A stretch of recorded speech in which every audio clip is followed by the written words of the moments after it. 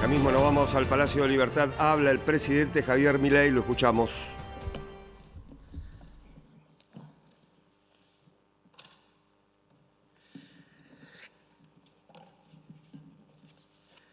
Bueno, buenas tardes.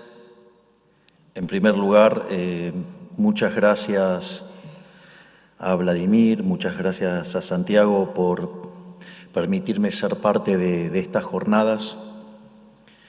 Muchas gracias a cada uno de los que están acá y que están interesados en este trabajo enorme que está haciendo el Banco Central junto a ese coloso que tenemos como ministro de Economía, que es Toto Caputo, y que los libros de texto lo recordarán como el mejor ministro de Economía de la historia argentina.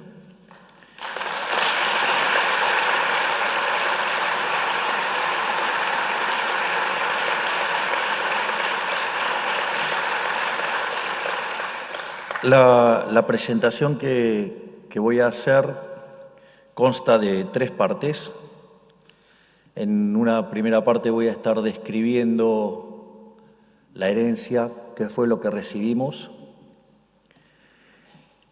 En la segunda parte voy a estar discutiendo el diagnóstico y el rol clave, fundamental que tiene la buena teoría económica para justamente resolver este tipo de problemas. Y en la última parte de la presentación voy a estar discutiendo sobre las políticas implementadas y los resultados que estamos consiguiendo y qué es lo que estamos esperando hacia adelante. En ese sentido,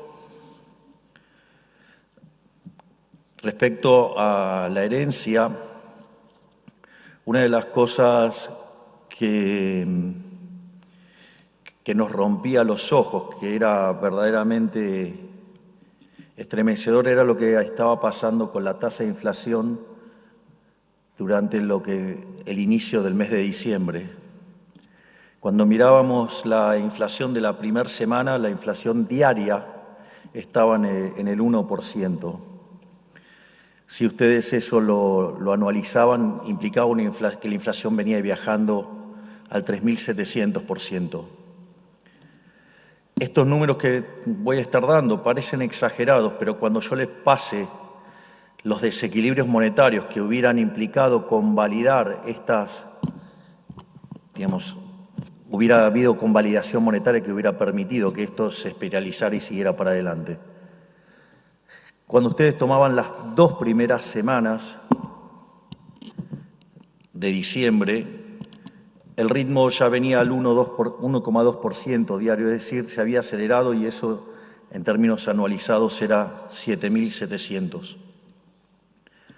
Por otra parte, tienen un dato concreto de lo que fue la inflación del mes de diciembre en precios minoristas, o sea, en precios al consumidor, que fue del 25,5%, y eso en términos anualizados está cerca de... No tengo bien calibrados los micrófonos porque me las estoy pegando todo el tiempo.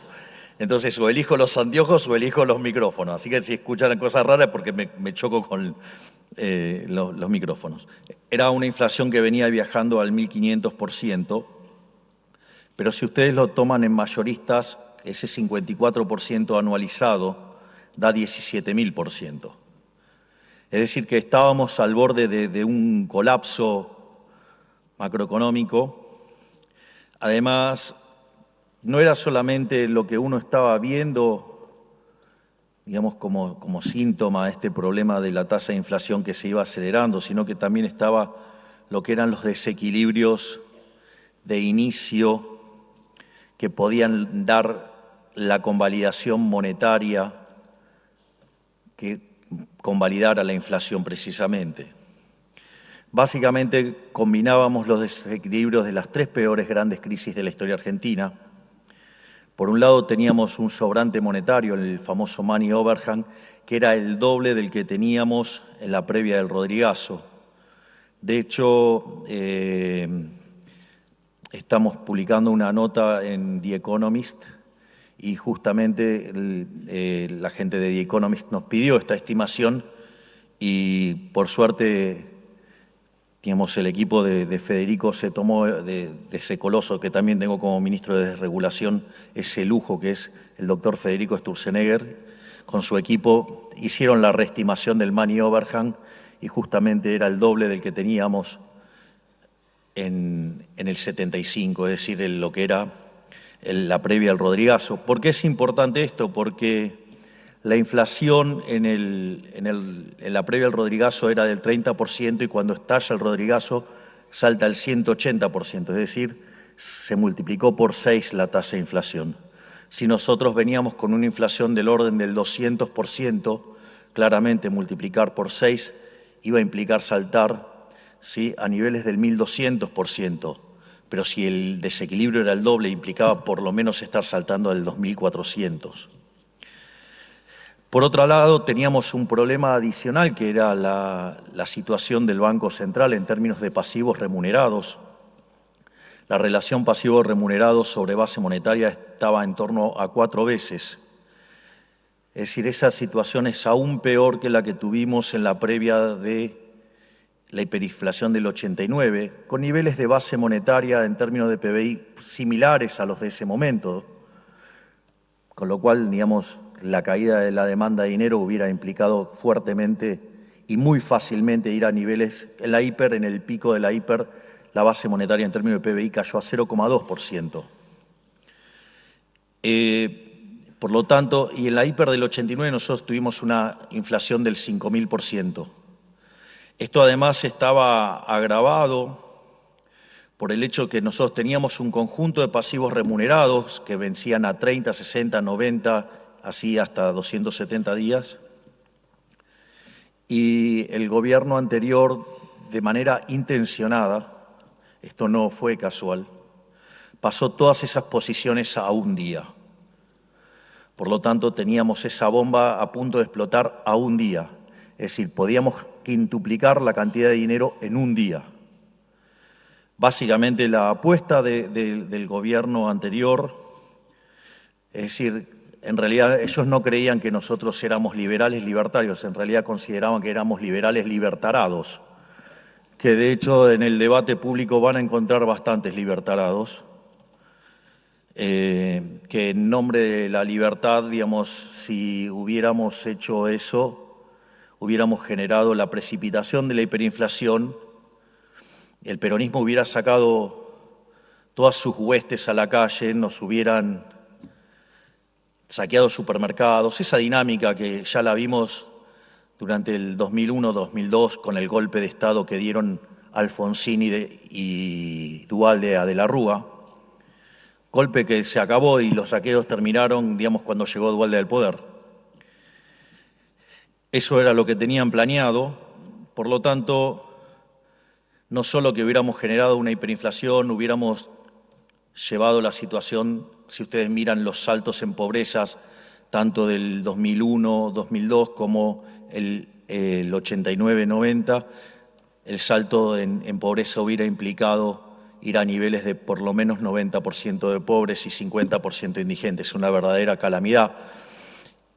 Y no solo ese daño, sino que además los populistas hubieran terminado de matar cualquier atisbo de una solución liberal, porque lo que más le preocupa al partido de la política, ¿sí?, que en realidad ahí están todos, está toda la casta política, que es el partido del Estado, es estar en el poder, pero si además le hacen pagar el costo a otro es una fiesta para ellos.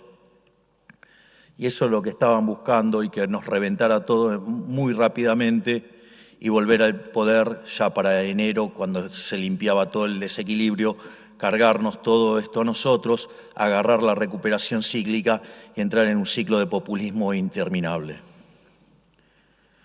Y además estaba el agravante de que teníamos indicadores sociales que eran peores que los que teníamos en el año 2001. Al mismo tiempo teníamos desequilibrio de flujos, el déficit fiscal, sumando Nación, o sea, el Tesoro y el Banco Central, alcanzaba 15 puntos del PBI, 5 estaban en el Tesoro y 10 se generaba en el Banco Central, que es el déficit cuasi fiscal, y por momentos la brecha cambiaria estaba en torno al 200%. Por eso me causa gracia el comentario de algunos analistas diciendo Milei devaluó. Digo, si la brecha era del 200% y las reservas internacionales netas eran negativas en casi 12.000 millones de dólares, yo no devalué, o sea, la devaluación ya estaba ahí. Es decir, era solamente una cuestión de sincerar. Pero no solo teníamos el problema de estos desequilibrios de flujos, también teníamos desequilibrios de stock, tal como les mencioné, teníamos reservas internacionales negativas por cerca de 12.000 millones de dólares, teníamos deudas en el central entre la CIRA y los dividendos atrapados cerca de 50.000 millones de dólares, teníamos deuda en pesos de pronto vencimiento por el equivalente a 90.000 millones de dólares, teníamos deuda en moneda extranjera venciendo por 25.000 millones de dólares, que gran parte de esa deuda era con el Fondo Monetario Internacional, pero teníamos el programa caído. Y es interesante esto también porque en general cuando uno tiene una situación de cumplimientos e incumplimientos recurrentes, recomponer esa situación con el fondo puede llevar entre 3 y 6 meses. Y la realidad es que el programa económico era tan sólido que en un fin de semana el Fondo Monetario Internacional nos dio la oportunidad de seguir adelante. Obviamente que lo hizo con reparos, que muchos hicieron sobre, por ejemplo, que era imposible alcanzar el déficit cero. Nosotros nos proponíamos alcanzar el déficit cero en el 2024, es decir, cuando terminara el 2024. Yo recuerdo que muchos economistas domésticos decían que era imposible hacer un ajuste de más de 1 punto del PBI, que era una locura, y todos los epítetos asociados a eso sobre mi persona y sobre todo sobre el hecho de andar con una motosierra. Pero demostramos al fondo, le probamos la consistencia de nuestro programa y la verdad es que las metas eran mucho más ambiciosas que la que proponía el Fondo Monetario Internacional, por lo tanto salió muy rápido. Y la realidad es que esto que parecía imposible lograrlo a lo largo de un año, nosotros lo logramos en un mes. Es decir, Argentina, que de los últimos 123 años tuvo déficit durante 113 y los 10 que no lo tuvo fue porque estaba en default, en el primer mes de gestión se logró el déficit cero. Logro que no hemos abandonado hasta el día de hoy y que no vamos a abandonar este año, y que la ley que mandamos para el presupuesto parte de la base de déficit cero por primera vez en la historia argentina, y lo vamos a cumplir a rajatabla y vamos a resistir todo lo que haya que resistir, porque cuando hubo que poner lo que hubo que poner sobre la mesa, jugándosela por el equilibrio fiscal frente a causas sensibles donde los populistas nos querían romper el equilibrio de las cuentas públicas, hicimos lo que teníamos que hacer, independientemente del impacto que eso podría tener en mi imagen, porque yo no vine acá para cuidar mi imagen y hacer vida política. Yo vine a arreglar los problemas de la Argentina y estoy dispuesto a pagar todos los costos que tenga que pagar. Y si le tengo que vetar a los jubilados, si le tengo que vetar, a los farsantes que defienden sus curros a través de la figura de las universidades con grandes mentiras, lo voy a hacer, porque mi compromiso con el equilibrio fiscal es inclaudicable, y así lo hice.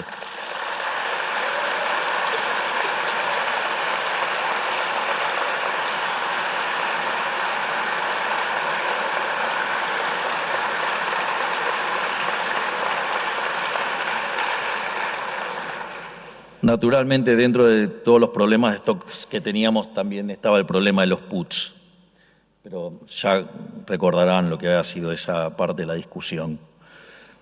Por lo tanto, eso era lo que nos encontrábamos y estábamos frente a una catástrofe, se necesitaba reaccionar fuerte, rápido. Afortunadamente, nosotros veníamos trabajando en un programa económico para tener una relación de consistencia muy fuerte y bueno, digamos, estamos domando a este toro salvaje. Entonces, ahora la segunda parte de esta presentación tiene que ver con el diagnóstico, es decir, y acá juega un rol muy importante lo que uno cree en términos de teoría económica y las consecuencias en términos de política económica. Es decir, yo sé que algunas partes son como muy básicas para, digamos, gran parte de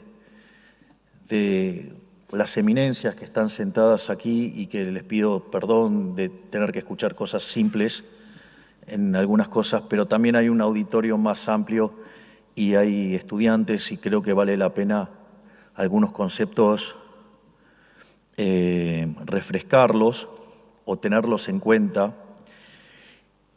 Y algunas cosas también debería ser bueno que las tengamos presente aún siendo profesionales y muy prestigiosos.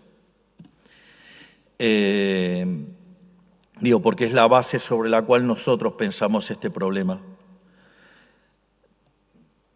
Nosotros estamos convencidos sobre la naturaleza monetaria de la inflación.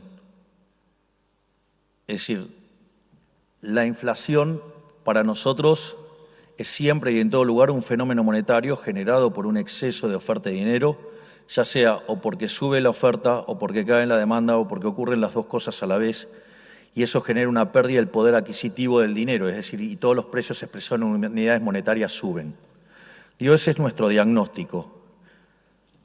Ahora, eso además, uno, dado toda esta discusión, porque así como estamos nosotros proponiendo esto, hay otros profesionales que consideran que la inflación es multicausal y todo ese tipo de cosas. La verdad que son hipótesis en las cuales yo no adhiero, pero eso es parte de otra discusión. Yo les vengo a contar, cómo la vemos nosotros, qué es lo que estamos haciendo, y después los que entienden de verdad, terminarán escribiendo la historia como corresponde.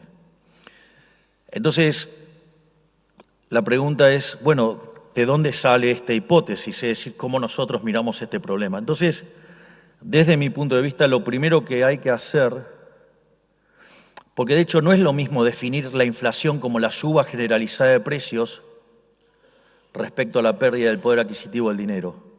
Porque si el problema es la suba generalizada de precios, aparecen los cavernícolas de siempre que hace más de 4.000 años que fallan tratando de controlar precios.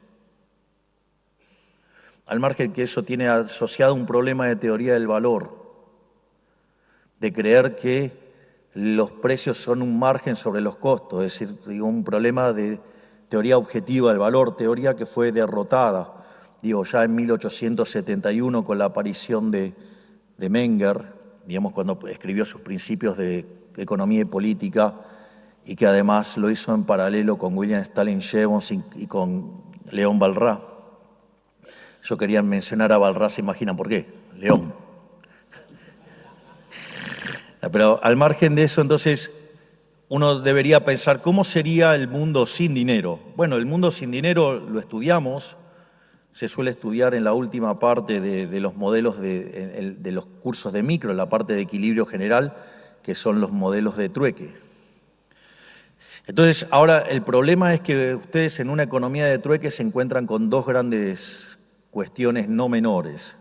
Una es el problema de la doble coincidencia, es decir, que ustedes encuentren a alguien que quiere lo que ustedes tienen para vender en simultáneo que esa persona tenga lo que ustedes quieren, lo cual es un problema no menor, pero aun cuando ustedes encontraran a esa contraparte, hay un problema también de indivisibilidad. Es decir, a mí me gusta el pan, como pan, y me encuentro con un panadero, pero probablemente no estoy dispuesto a darle una conferencia por 1 kilo de pan, y la cantidad de kilos de pan que implicaría una conferencia mía, al menos ahora, y espero hacer las cosas bien para que, poder vivir de esto cuando termine mi carrera política, dado que he renunciado a mi jubilación de privilegio, el primero en la historia.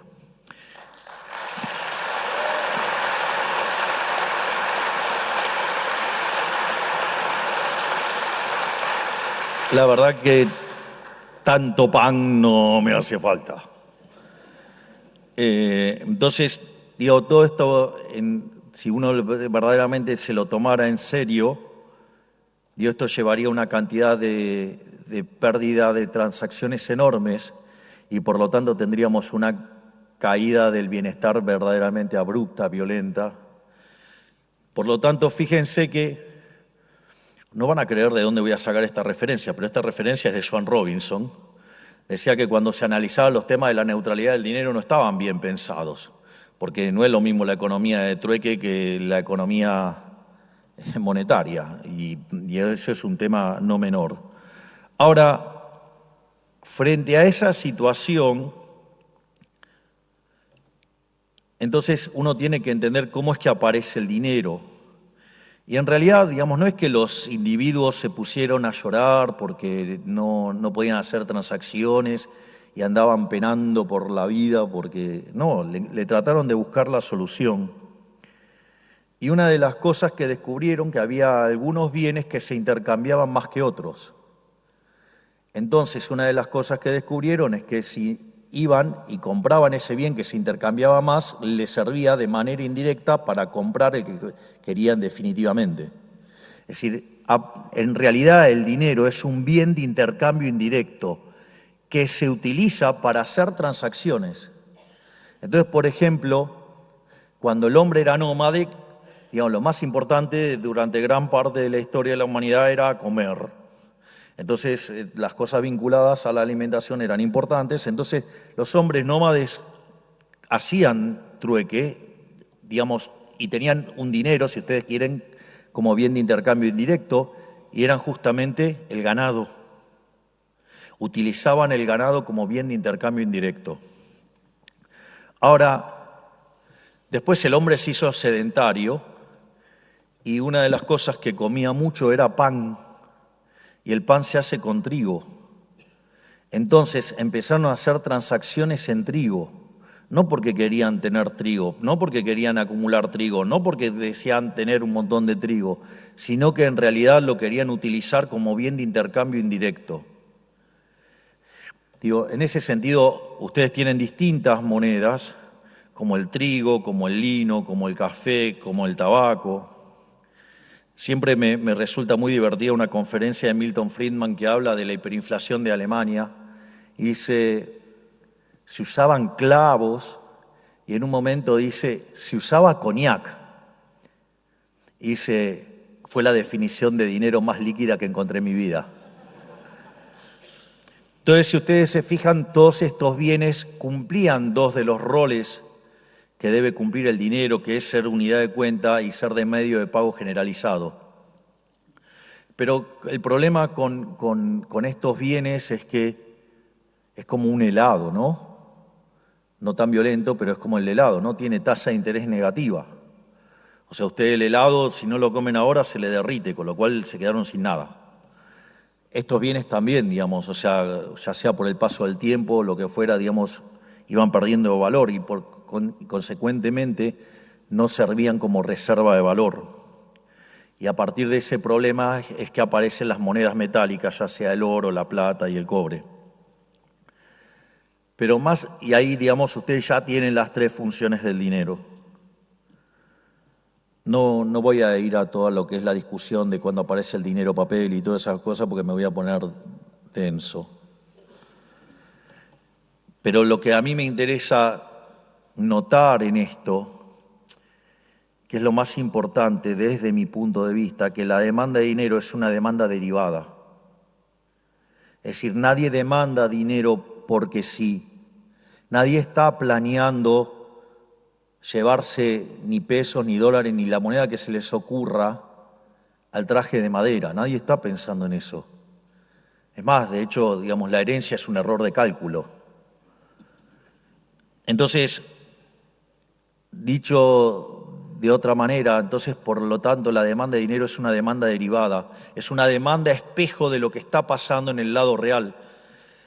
Ahora, fíjense que si yo lo pongo en estos términos, la demanda de dinero, ¿sí?, en cada momento del tiempo es función del consumo. Es decir, nada de estar poniendo el ingreso y la tasa de interés, lo cual es una aberración y lo voy a explicar también ahora. Porque si yo pongo todo el sendero de consumo, y eso me va a estar dando la demanda de dinero en cada periodo de tiempo, y yo trabajo en un modelo de equilibrio general, en este momento estoy trabajando en condiciones normales de presión y temperatura, sepamos, para poder, cómo hacen para matar un elefante, de a poquito, ¿no? Bueno, esto es igual. En ese sentido, si ustedes miran un modelo de equilibrio general, las funciones de exceso de demanda, ¿de qué dependen? En la instancia final, de lo que Robert Lucas Jr., que en paz descanse, llamaba parámetros profundos. Es decir, dependía de las preferencias, de la tecnología y de las dotaciones. Si ustedes quieren, pueden poner como un elemento adicional, honrando a los premios Nobel que se conocieron recientemente, poner el sistema de propiedad para incluir las instituciones. Dicho esto, ese vector es constante. Y si ese vector es constante, naturalmente la consecuencia es que el sendero de consumo es granítico. O sea, ustedes agarran, si quieren lo resuelven, aplicando el principio del máximo de Pontryagin, si lo quieren resolver, lo pueden hacer discreto, también lo continuo, lo aplican como se le da la gana, o no sé, resuelven Bellman, ¿sí?, o lo que se les ocurra, o Chow, si lo quieren resolver por el método de Lagrange, no sé, lo que quieran. Pero, ese sendero es una roca, y por ende la demanda de dinero es granítica, porque es un espejo de eso. Es decir, porque ustedes lo necesitan es justamente para poder hacer las transacciones. Por lo tanto, en condiciones normales, la demanda de dinero debería ser algo granítico. Fíjense que entonces tan tontos los clásicos no eran cuando elaboran las primeras versiones rudimentarias de la teoría cuantitativa, donde dicen que la demanda de dinero es una proporción constante del ingreso. O sea, no estaba tan alocado eso. De hecho, el problema es que esa función de demanda de dinero es inconsistente con un modelo de equilibrio general, porque los precios en el modelo de equilibrio general son homogéneos de grado 0, y esto sería homogénea de grado 1 y plantea algunas inconsistencias en el funcionamiento del sistema, pero tan locos, tan tontos no eran. Entonces, en condiciones normales de presión y temperatura, así como el path de consumo, el sendero de consumo está fijo, también debería estar fija entonces la demanda de dinero, la demanda real de dinero. Y eso tiene que ser igual a los saldos reales, es decir, la cantidad nominal dividido el nivel de precios. Por lo tanto, vean que el nivel de precios viene determinado por el cociente entre la oferta de dinero y la demanda real de dinero, y donde lo único que puede hacer el Banco Central, cuando incluye el dinero, es determinar la escala nominal de la economía. Es decir, de ahí también la cuestión del ancla nominal, es decir, la cantidad de dinero es lo que termina generando la idea del ancla nominal, que es determinar el nivel de precios. Y obviamente que si la demanda de dinero está dada, si yo aumento la oferta de dinero, la consecuencia es que el poder adquisitivo de la moneda tiene que caer, es decir, suben los precios. Es decir, esta situación donde la inflación es siempre y en todo lugar un fenómeno monetario generado por un exceso de oferta de dinero, ya sea o porque sube la oferta o porque cae la demanda. En este caso no cambiaron los parámetros profundos, no tendría por qué cambiar, y consecuentemente eso lleva a una pérdida del poder adquisitivo del dinero y todos los precios expresados en unidades monetarias suben. Básicamente esa es la tesis central y de dónde deviene. Naturalmente, si uno piensa en estos términos, ahora porque digo, para estar pensando esto, digamos, no vamos a estar haciendo seminarios ni nada por el estilo. En especial, digamos, porque nosotros podemos estar haciendo todas las cuentas lindas y después están los orcos. Digamos, los orcos vienen y le hablan de la cuadratura del círculo, de la meretriz virgen y todas esas cosas. Entonces, esto, digamos, la consecuencia es, bueno, ¿qué pensamos en términos de política monetaria? Bueno, ustedes tienen dos formas de plantear el problema, una con dinero exógeno y otra con dinero endógeno. Una forma de pensar este problema es, en el dinero exógeno es fijando la cantidad de dinero. Por lo tanto, cuando ustedes fijan la cantidad de dinero, automáticamente lo que están fijando es, en algún sentido, el nivel de precios, es decir, se acomoda a las condiciones del sistema de equilibrio general del lado real y les queda determinado el nivel de precios. Obviamente que estoy trabajando con funciones que son homogéneas de grado 0, no de grado 1. O sea, no es, digo, estrictamente como la vieja teoría cuantitativa. En ese sentido,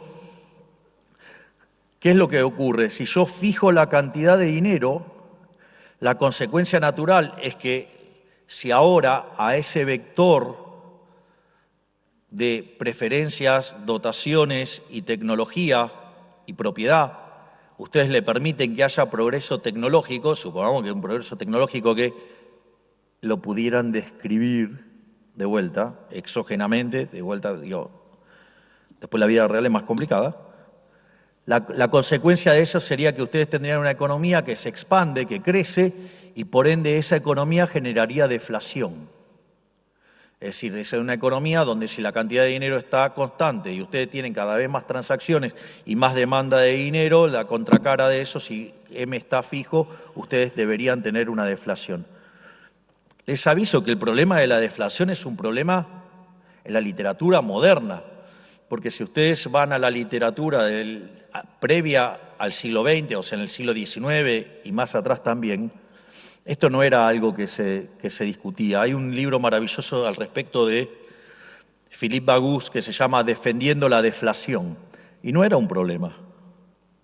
Es un problema moderno porque estamos acostumbrados a vivir con inflación y además, o sea, quien plantea que es un problema, lo que está haciendo es insultar al sector privado.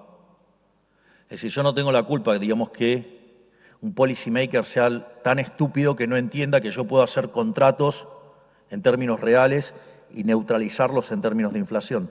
De hecho, una de las cosas que hicimos con el déficit cero es que justamente la política fiscal se mueva acorde a los ingresos y acorde, por ende, a la inflación y a lo que pase con el nivel de actividad.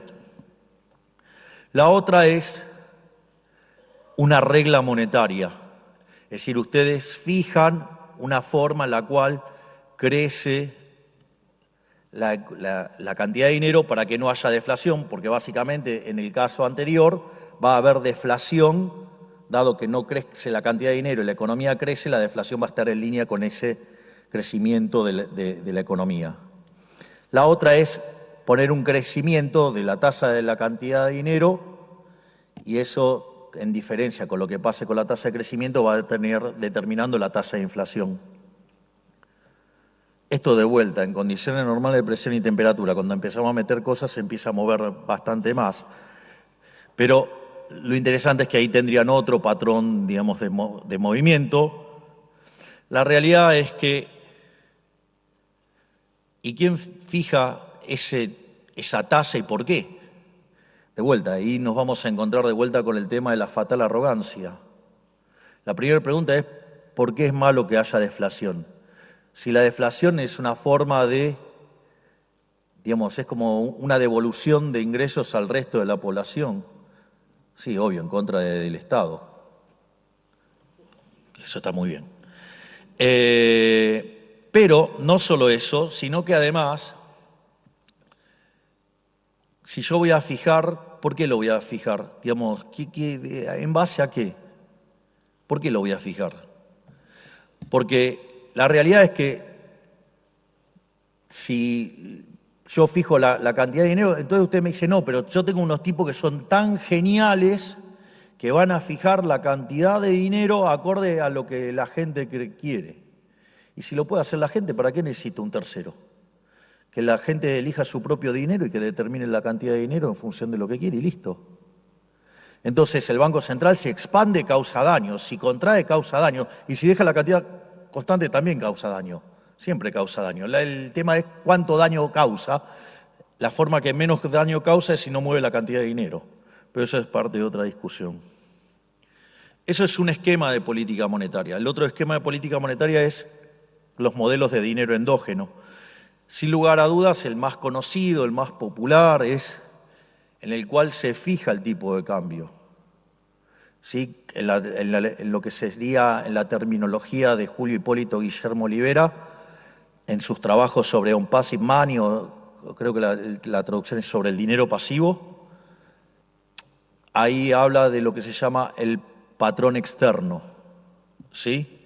Que es cuando ustedes fijan el tipo de cambio. Ahora, cuando ustedes van al caso de una economía abierta, de vuelta en un modelo muy simplificado, ustedes tienen la paridad del poder de compra, ¿no? Que los precios locales son iguales al tipo de cambio por los precios internacionales. Ahora, si yo estoy fijando el tipo de cambio y soy una economía pequeña, eso quiere decir que los precios locales están determinados. Entonces, si yo tengo determinado, y si a mí mi relación de la cantidad real de dinero, o sea, M sobre P es igual a L, que es fija, y ahora tengo por afuera P, entonces lo que queda determinado de manera endógena es M. Es decir, la cantidad de dinero dentro de la economía viene determinado de manera endógena en función de lo que esté pasando en materia inflacionaria afuera o lo que esté pasando con la demanda de dinero. Es decir, si a mí me aumenta la demanda de dinero, por ejemplo, yo voy a terminar expandiendo la cantidad de dinero. Esto no es menor, porque yo podría decir que entonces la base monetaria es igual a las reservas más el crédito doméstico, y cuando fijo el tipo de cambio, entonces si aumento el crédito doméstico, pierdo reservas. Digo, esto que parece una cosa bastante tonta, el kirchnerismo no lo aprendió. Y como consecuencia de ello, digamos, después cuando empiezan a perder reservas, entonces empiezan a poner controles de capitales. Pero lo importante es ver que el dinero ahora queda determinado endógenamente, porque dado P, que viene dado por la PPP, y dado L, que viene dado por la demanda espejo asociada al sendero intertemporal de consumo, ahí es donde me sale la cantidad de dinero para que justamente esto pueda mapear. Naturalmente hay otros mecanismos para pensar este problema, que son, digamos, estos. Este es uno de los tantos. Uno es el patrón mercancía. Fíjense que el patrón mercancía en algún sentido tiene algún parecido con esto, pero el patrón mercancía tiene una subversión, digamos, o una versión también ligada, que es lo que se llama el patrón salario. Menciono este caso porque se suele hablar mucho de los modelos de puja distributiva. Entonces ustedes ahora el nivel de precios lo determinan como un markup sobre el costo laboral, neteado de productividad. Entonces de esa manera determinan los precios y la cantidad de dinero debería acomodarse eso. Entonces cuando aparece la puja distributiva, entonces el problema radica en que esa puja distributiva se manifiesta en de repente un nivel de precios más alto, y ese nivel de precios más alto requiere que haya convalidación monetaria para no pagarlos en términos de actividad. Básicamente es lo. Ahora, el problema de ese modelo, digamos, que de repente los otros no necesariamente lo tienen que tener, es el hecho de que tengo un problema de teoría del valor. Porque de vuelta, estoy diciendo que los precios son un markup sobre los costos.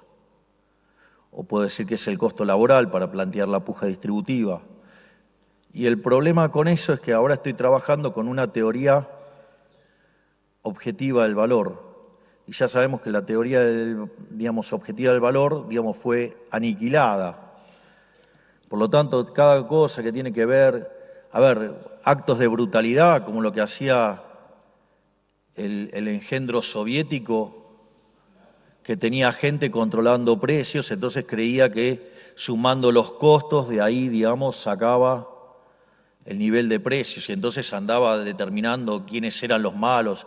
¿O se acuerdan del expresidente diciendo, hay diablos? Bueno, las fuerzas del cielo los mataron.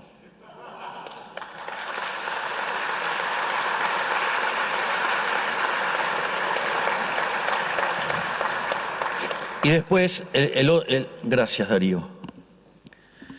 Y después el otro modelo de dinero endógeno es lo que Olivera llamaba el patrón crédito, que era el hecho de fijar la tasa de interés. Básicamente ahí hay un problema porque ahora ustedes no están determinando la cantidad de dinero y no están determinando el nivel de precio, o sea, tienen el problema de lo que se llama el ancla nominal. Es decir, al no estar fija M, no pueden determinar P.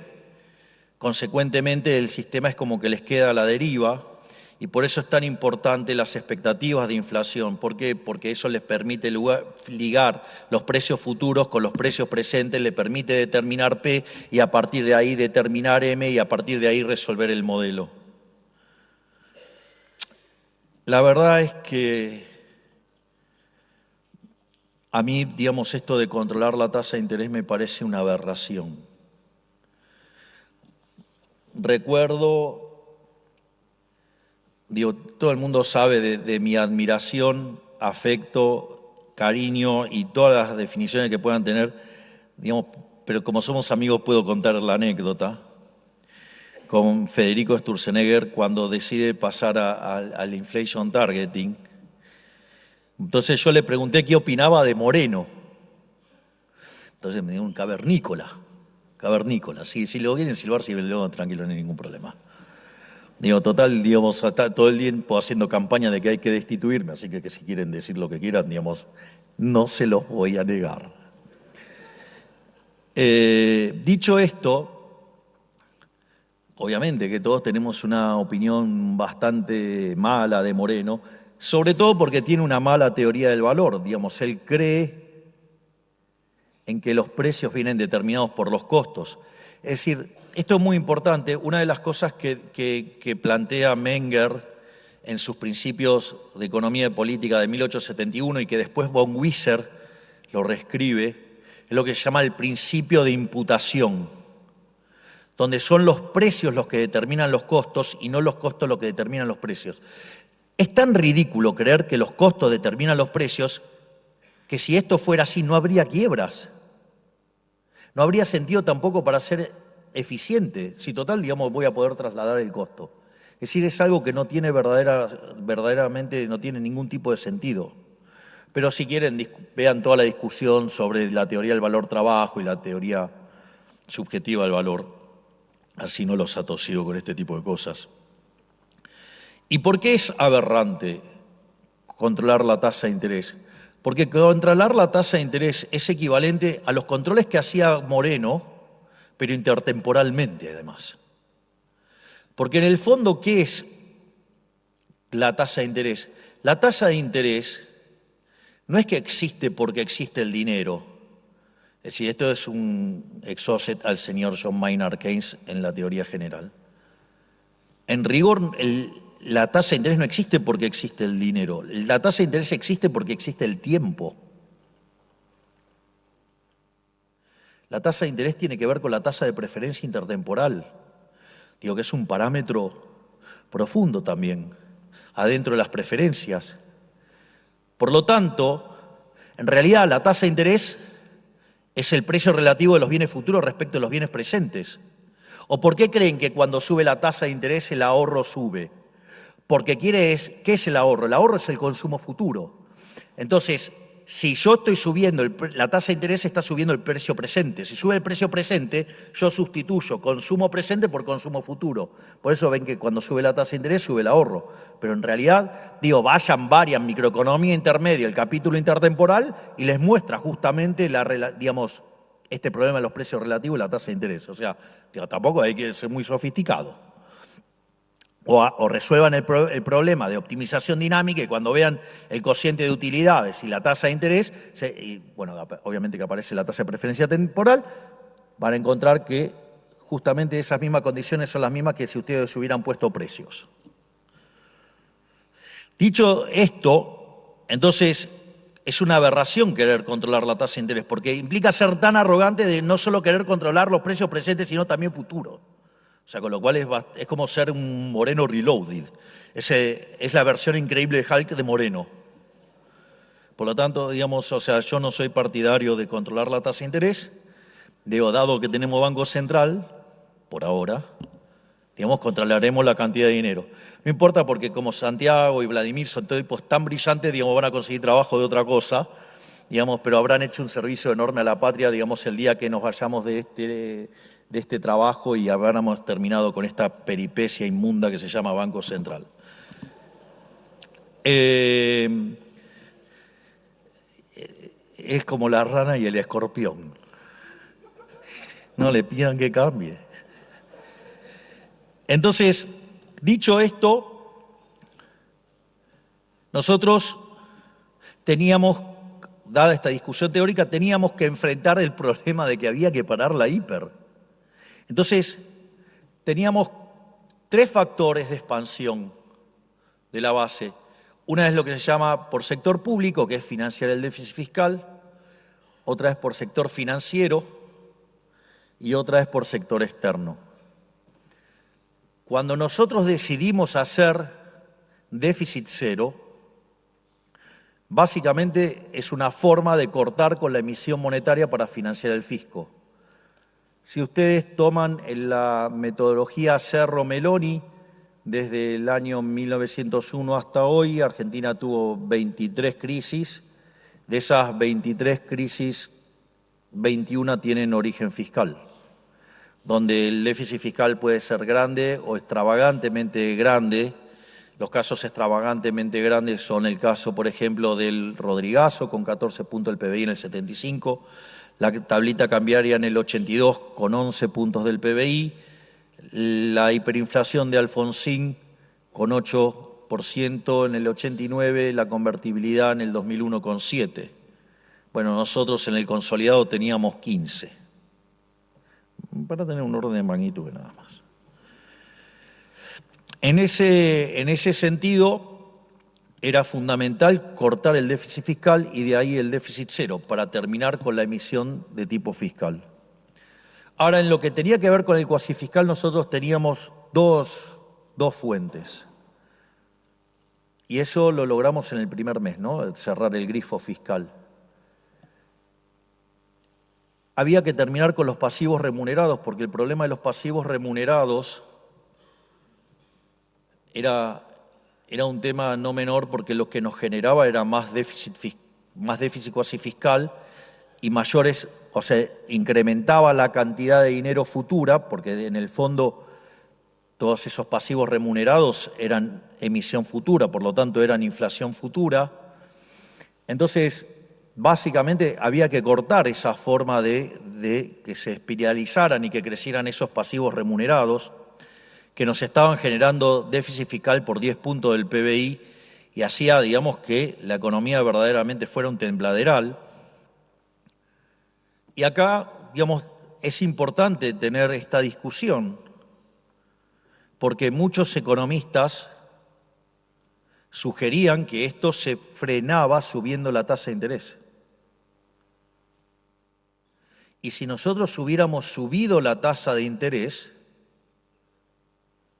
hoy no estaríamos hablando de cómo estabilizamos, sino que hubiéramos estado hablando en el último tiempo del carry trade, hubiéramos estado hablando de la relación. Hoy los pasivos remunerados probablemente serían 10-1 con la base monetaria. Estaríamos discutiendo cuándo es la hiperinflación o cuándo se iba a expropiar esa posición de títulos. Por lo tanto, si alguien está partidario de la tasa de interés, quiero decirle que le hemos propinado por lo menos una derrota, que nosotros lo hicimos, digamos, no usando la tasa de interés como mecanismo, porque si hubiéramos utilizado la tasa de interés y hubiéramos dicho lo que decía el Fondo Monetario Internacional y lo que decían muchos economistas locales, hoy estábamos en una hiperinflación. Nosotros lo que hicimos fue otra cosa. Básicamente, frente al desequilibrio cambiario, hicimos una corrección donde el tipo de cambio se aproximara al de mercado. ¿Esto por qué es muy importante? Porque eso lo que bajó fue el exceso de oferta de dinero. Es decir, cuando ustedes generan el money overhang, ¿cómo se genera el money overhang? El money overhang lo generan porque ustedes tienen el tipo de cambio fijo, están emitiendo dinero, empiezan a perder reservas, ponen los controles y eso lo que hace es aumentar artificialmente la demanda de dinero para cobrarles impuesto inflacionario. Es decir, no solo que es violento y es la mentira de la inflación, ¿sí?, que es un impuesto no legislado, sino que además lo están obligando a demandar más pesos por la fuerza para cobrarles más impuesto inflacionario. Una inmoralidad total. Pero al margen de eso, ¿qué es lo más interesante de esta situación? Que si nosotros hubiéramos hecho lo que decían, digamos, primero estaríamos en un disparate inflacionario, pero no solo eso, nosotros al llevar el tipo de cambio a un número parecido al del mercado, cuando corregían por impuesto país, lo que hicimos fue achicar el exceso de demanda del mercado de divisas. Entonces achicamos el exceso de oferta en el resto de la economía. Entonces achicar el exceso de oferta en el mercado de bonos implicó que la tasa de interés cayera, por ende cayó el riesgo país. Achicar el exceso de oferta en el mercado de bienes significó que la caída de la actividad no fue tanto y por ende no cayó tanto el nivel de empleo y por ende no explotó el desempleo. Por eso hicimos el ajuste fiscal más grande de la historia de la humanidad, si tomo Nación y Banco Central, y sin embargo no hubo ningún problema social. Digo, hay una parte, digamos, del programa que tiene que ver con la política social hecha desde Capital Humano, pero digo, sería una hora extra y no los quiero fastidiar con mi exposición. Entonces, en ese sentido, vean qué interesante, porque el otro día José Luis Daza explicaba, dice, la característica de este programa es que mientras que todos los otros experimentos de características similares implicaron caídas del PBI en torno al 10%, si hoy ustedes miran el dato de julio del EMAE desestacionalizado comparado contra diciembre, la caída es 0,6. Si miran producción industrial, están los mismos niveles que noviembre. Si ustedes miran lo que hicimos, por ejemplo, en el año 2002, el PBI cayó 10,9%, pero en el segundo trimestre, que es cuando ocurre el ajuste, cayó 16%. Miren si no es un gigante el ministro de Economía que tengo. Pero con las consecuencias sociales que eso tiene, es decir, haber pensado ese problema de dónde poníamos el tipo de cambio, porque no podíamos abrir bajo la lógica libertarada, implicaba justamente buscar una proxy de mercado que achicara al máximo ese exceso de demanda. Al mismo tiempo, una de las cosas que fue ocurriendo es que yo recuerdo que cuando logramos el superávit en el mes de enero nos dijeron que fue casualidad, digamos, la segunda vez fue de casualidad. Bueno, llegó un momento que se dieron cuenta que el compromiso fiscal era verdadero. Piensen que de tener 18 ministerios los llevamos a 8. Hicimos un montón de cortes de empleados públicos. Eliminamos de cuajo la obra pública, eliminamos de cuajo las transferencias discrecionales a provincias. Digamos, y obviamente que también hubo partidas que tenían un mecanismo de ajuste que se licuaron, pero que después se recomponieron y sin embargo los números fiscales acá están. Entonces, eso permitió mostrar que la política del déficit cero trabajaba y que estaba trabajando en serio. Y déficit cero implica que yo no estoy tomando nueva deuda, es decir, puedo estar roleando la deuda, pero no estoy tomando nueva deuda. De hecho, les comento que en los últimos 40 años un solo gobierno bajó la deuda de manera de mercado no compulsiva, no con quitas en las renegociaciones. Nosotros, 20.000 millones de dólares.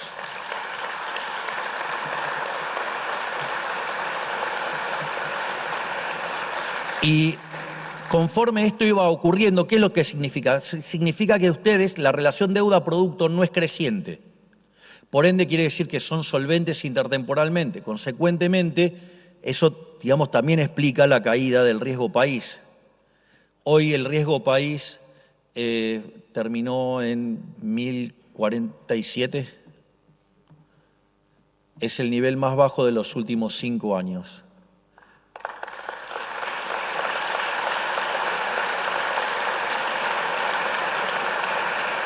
Es más, cuando estábamos con la discusión del tema de universidades, porque más que nada por lo que implica en términos de señal entregar el déficit fiscal, una de las cosas que hicimos con Federico fue, le pedí que su equipo me estimara el impacto del riesgo país sobre el PBI en dólares. Y si nosotros, digamos, con este nivel de riesgo país, digamos, estamos en un PBI de 600 billones, o sea, de 600.000 millones de dólares, si volvemos a las andadas y con un riesgo país de 3.000, digamos, el PBI se va a 400.000 millones de dólares. Con lo cual, digamos, o sea, se perdería 1/3 del PBI o ganamos, digamos, tener un 50% más de PBI frente al caso de los 3.000 puntos básicos. Es decir, no es un tema menor en términos de PBI per cápita. No es un tema menor en términos de la discusión de las universidades, donde en ningún momento se puso en duda la universidad pública, en ningún momento se puso en duda el no arancelamiento, porque gratis no hay nada, no hay tal cosa como un almuerzo gratis. Pero, ¿qué es lo que ocurre? Si nosotros volvíamos a las andadas y nos íbamos a 3.000 de riesgo país porque empezamos a ceder, les recomiendo el libro Historias del Quinto Piso, cómo, digamos, el gobierno de Alfonsín empieza a ceder a las presiones y termina en la hiper. Entonces, en ese contexto, nosotros no negociamos. Es más, si ustedes van al equilibrio donde el riesgo país se va a 3.000, la cantidad de dólares que van a la universidad son los mismos. Pero la diferencia es que tengo un PBI per cápita más bajo, 1/3 más bajo, y además, como esa caída del PBI, 1/3 va en actividad, pero 2/3 es por salto en el tipo de cambio real, eso implica que además me aumenta la cantidad de pobres e indigentes. Y nosotros no vamos a tolerar ni que nos quiebren el brazo respecto al equilibrio fiscal, y tampoco vamos a tolerar ese semejante daño sobre los argentinos, por un conjunto de delincuentes que no quieren ser auditados. Afortunadamente hoy salió el dictamen y los vamos a poder auditar. Los chorros están en peligro.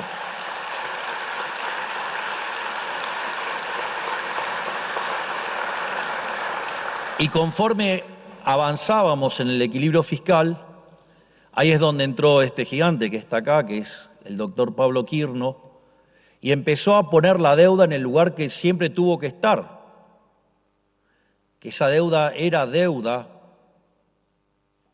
del Estado Nacional, era deuda del Tesoro.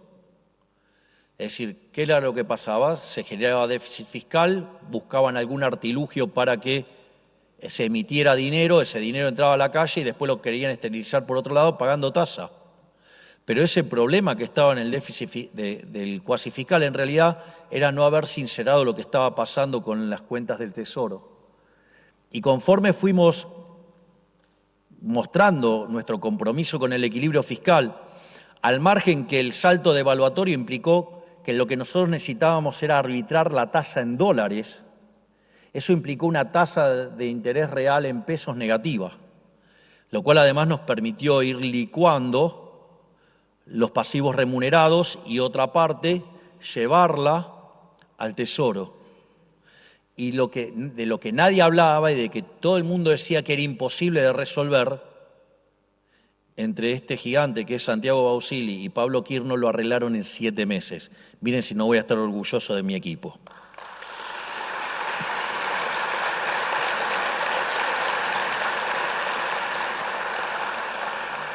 Naturalmente después vino la discusión del PUT, esa discusión la conocen. Nosotros en ese momento habíamos pasado a discutir, es un discurso en el cual estoy en la Bolsa de Comercio de Buenos Aires y hablo de exceso de oferta cero. Básicamente lo que estaba diciendo ahí era solamente vamos a emitir por sector externo.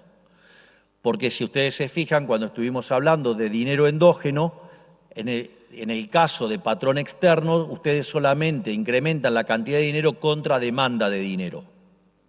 Ese vendría a ser el argumento. Entonces, ese dinero, digamos, no genera pérdida del poder adquisitivo del dinero, o sea, eso no genera inflación. Ahora, nos dimos cuenta que estábamos equivocados. La verdad es esa. ¿Por qué? Porque eso es un sistema libre, pero esto tampoco está en los libros de texto, así que digamos, por ende, esa cuestión autoflagelante que tengo, mi amigo Alejandro Rosícero me dijo, ¿pero está en los libros de texto? No. ¿Y entonces de qué te lamentás? Bueno, pero uno, digamos, tiene esa cosa digamos, del perfeccionismo. Y lo que nos dimos cuenta es que los exportadores vendieran dólares no era exactamente a querer demandar pesos.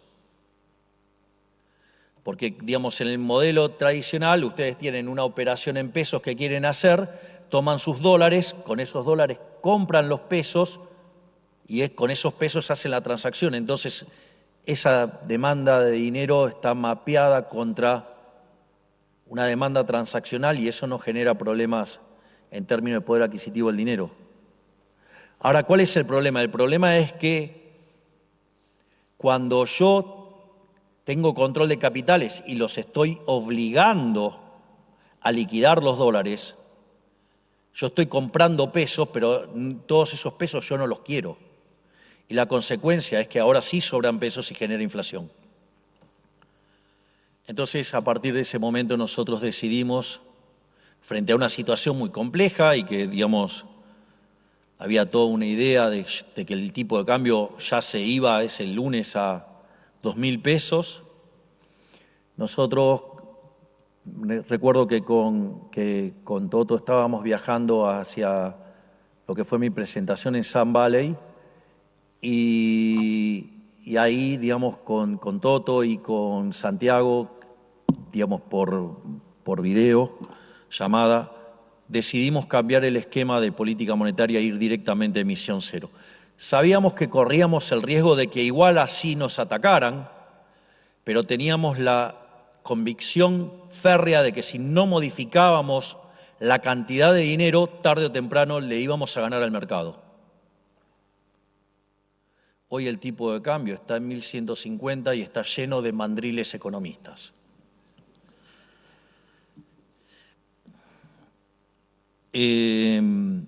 Entonces, el punto es, ¿qué es lo que hemos logrado? Bueno, lo que hemos logrado es que la inflación mayorista sea del 2,1%, es decir, que pasamos de 17.000 a 28%. Si ustedes quieren, la inflación minorista de 1.500 pasamos a 30. Pero lo más interesante es que por diseño de política hay una parte de la inflación que es inflación inducida, que tiene que ver con la tasa de devaluación pactada y la inflación internacional. Yo la voy a redondear en 2,5, pero es un poco menos hoy. Entonces, si mi último dato de IPC es de 3,5, quiere decir que la inflación verdadera del programa, la verdadera inflación monetaria que está generando el programa es de 1 punto. Es decir, si yo sacara el crawling y, digamos, automáticamente ese 2.5 desaparece y por lo tanto me queda solamente un punto de inflación. Quiere decir que la inflación hoy, la inflación del programa viene viajando al 13% anual. Es decir, con lo cual, si lo toman en términos de IPC o de IPM, digamos, si corrigen por la pauta cambiaria, ustedes van a tener que estamos hablando de niveles de inflación que oscilan entre el 13% y el 25%. ¿Y por qué esto es importante? Porque este milagro, en términos de baja de inflación, lo logramos sin que haya una hiperinflación. En general, digamos, es más, los dos programas exitosos previos, justamente hubo un fuerte proceso inflacionario antes, que implicó una fuerte licuación de los saldos reales y consecuentemente no había mucho más para que caiga la demanda de dinero y por lo tanto, digamos, era mucho más fácil estabilizar. Lo hicimos sin expropiación. Por eso a mí muchas veces me causa gracia cuando nos decían, no, bueno, ¿qué día vas a hacer esta cosa? Digo, no entienden. No soy comunista, no soy un dirigista. Yo no creo en eso de estar fijando precios, fijar salario, fijar tasa de interés, políticas sectoriales. No, yo soy liberal. Y lo único que puedo hacer como liberal es que mi programa económico tiene una política fiscal, déficit cero, una política monetaria, emisión cero, y un tipo de cambio que todavía no es libre hasta que no termine de corregir los desequilibrios de stocks. Y esto también es importante. Además, no controlamos precios, no controlamos el tipo de cambio y además hicimos una recomposición de precios relativos. Hoy los precios de los regulados ya cubren el 80% del precio del costo. Es decir, algo que parece un tema menor, pero no lo es. Entonces, y con todo eso logramos bajar la inflación. Y está en un rango, si ustedes quieren, desde el 13 al 25. Entonces, ¿cómo sigue esto? O sea, ¿cuándo salgo del cepo? Bueno, mire, el tiempo es de Dios, así que yo no sé cuándo es el tiempo, pero todas estas operaciones que nosotros fuimos haciendo fueron hechas a mercado y al ser hechas a mercado significa que va a depender de la decisión de los agentes. Ahora, lo más interesante es que cuando la inflación observada va tendiendo a la inflación inducida, ¿qué es lo que pasa? Va desapareciendo la inflación. Y si va desapareciendo la inflación, quiere decir que el money overhang va desapareciendo. Conforme va desapareciendo el money overhang, la inflación se va a parecer a la inflación inducida, convergen los tipos de cambio, convergen la tasa de inflación y conforme voy resolviendo el problema de stocks, cuando se hace cero, se eliminó el money overhang. Y cuando se eliminó el money overhang no hay exceso de oferta de pesos. Y si no hay exceso de oferta de pesos, puedo abrir el cepo aun cuando no tenga dólares, porque voy a un sistema de tipo de cambio flexible. Obviamente, ¿de qué va a depender? Digo, de cómo los agentes van manejando esta dinámica hasta que desaparece la inflación del programa. Es decir, solo queda la inducida, levantamos los controles. Obviamente que mientras eso ocurre vamos a terminar de resolver los problemas de los stocks, porque esa dinámica no ocurre de manera independiente de lo que está pasando con el resto de los stocks. Y ese día abrimos el cepo. ¿Cuándo? No lo sé, pero va a pasar cuando se den todo ese conjunto de condiciones. Dicho esto, el punto es cómo sigue esto para adelante, ¿no? Porque la cuestión es, ok, nosotros hemos fijado la base monetaria amplia y la base monetaria observada, digamos la tradicional, el formato tradicional va creciendo, pero eso va creciendo conforme a qué. Digo, por ejemplo, ¿cómo se da el desarmado del EFIS y demás? Supongo que ustedes tienen una empresa, ven que se les está recuperando la demanda. Cuando ven que se les recupera la demanda, ¿ustedes qué van a hacer? ¿Van a perder posición de mercado o van a salir del money market? Van a salir del money market. Cuando salgan del money market, el banco les tiene que entregar el dinero. Cuando les tiene que entregar el dinero, se da vuelta y le dice al banco, le pide al Estado que le pague la LEFI. Entonces, ¿ustedes ahí qué tienen? Tienen una expansión endógena de la cantidad de dinero. ¿Para qué? Para financiar el movimiento de actividad.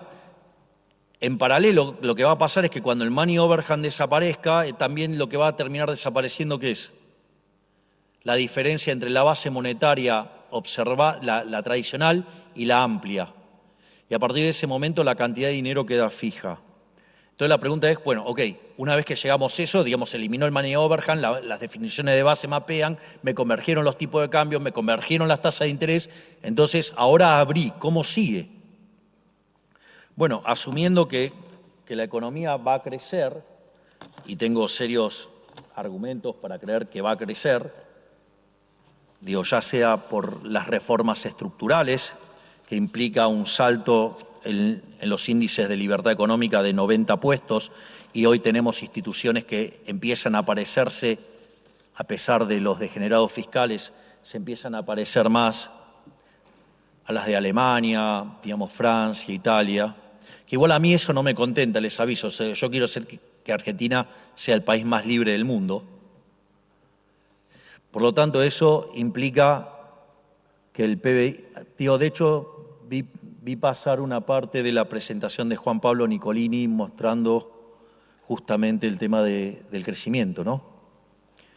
Digo, si no me informaron mal, se duplica el PBI en 10 años, lo cual implica una tasa del crecimiento del PBI per cápita del 7%.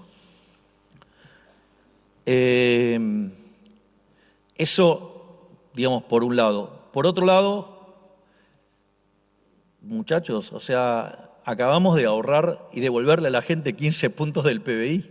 Le tomamos transitoriamente un poquito con el impuesto país, pero también ya se lo devolvimos. Y además, ahora en diciembre lo sacamos definitivamente. O sea, la primera vez que dijimos que se subía un impuesto transitoriamente y cumplimos y lo sacamos, y ahora, digamos, a fin de año además lo eliminamos.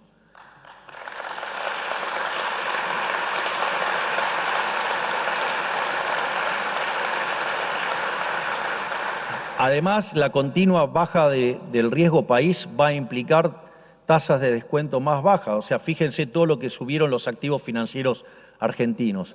Bueno, si ustedes piensan en términos de Q de Tobin, digamos, el valor de mercado es muy superior al de reposición. Acá se viene una furia de inversiones. Y ni que hablar con lo que tiene que ver con el RIGI, que ha anunciado más de 50.000 millones de dólares de inversiones. Pero no solo eso, sino también que hay cuestiones que potencian la demanda de corto plazo, ¿no? Y que fíjense que hoy el dato de capacidad instalada, digamos, hoy ya subió a 61,3%, es decir que hay una recuperación de la demanda, y eso es porque hace 5 meses seguidos que el salario real y las jubilaciones en términos reales vienen subiendo, ¿sí? Y además hubo que revertir el ciclo de stocks, por lo tanto, digamos, tenemos elementos coyunturales, ya sea la recomposición de salarios y jubilaciones en términos reales, como la reversión del ciclo de stocks, más factores estructurales que tienen que ver con el RIGI, que tienen que ver con el aumento del ahorro dentro de la economía, con la baja del riesgo país y las reformas estructurales. Por lo tanto, digamos, cuando tomemos conciencia de mantener este rumbo, 10, 20, 30 años vista, vamos a estar hablando del milagro argentino. Muchísimas gracias. Señoras, señores, agradecemos las palabras del señor Presidente de la Nación en este cierre de las Jornadas Monetarias y Bancarias 2024.